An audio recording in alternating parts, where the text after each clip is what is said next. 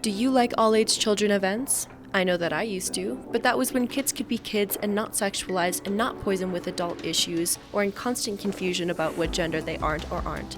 How about when these events, which are all allegedly age-appropriate, are funded by taxpayer dollars, your dollars, to introduce little ones into what I am terming the transgender?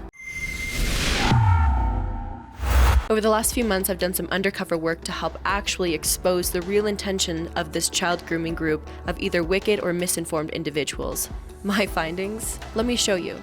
I'd like to remind the audience that we only have access to this data through your generous donations to our Access to Information Filing Fund at rebelinvestigates.com.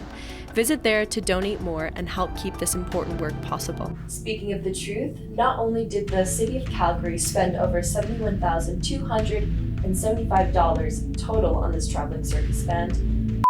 Pumpkin, said Daddy, you know that when I get dressed up as Miss Rita, it's just the same as anyone else getting dressed for work.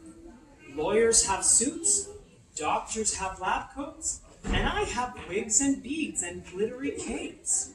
But the event itself came under budget by about $9,000, as their expenditures on progressive gender-based books and tools of indoctrination did not exceed that budget set. The land that we live on and the 27 relationship we all have together. So, it goes, today we acknowledge our Treaty 7 friends.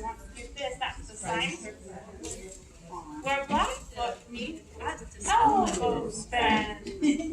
I'm all for tolerance and being left alone to live your life, but it's not what this is about. This is about not being left alone, not you, not your kids, and the psychological effects of injecting a child's mind with these extreme woke leftist ideologies is a very dangerous thing that we see taking place in our society. And while some parents might think that these drag readings are innocent, it's all love, it's all about inclusiveness, really I would have to disagree. If you wouldn't bring your child to a hetero strip club where women expose themselves in a similar manner, what is the difference between doing it in that fashion or in front of a man with 10 pounds of makeup on and a wig, more or less shaking his junk in front of your child? I think that most of us have seen the videos that have come in from the US where there are children under the age of 18 sticking dollar bills into the thongs of men. There's nothing innocent about this. We'll have to follow along with the story to see just where that money went. But for now, I would like to thank you so much for tuning in. For Rebel News, I'm Celine Gallis. We have a similar access to information document that is just specifically for the City of Edmonton so that taxpayers can gain clarity on how much they were spending on Drag Story Hour. To go and support that investigation, please visit rebelinvestigates.com for the other side of the story.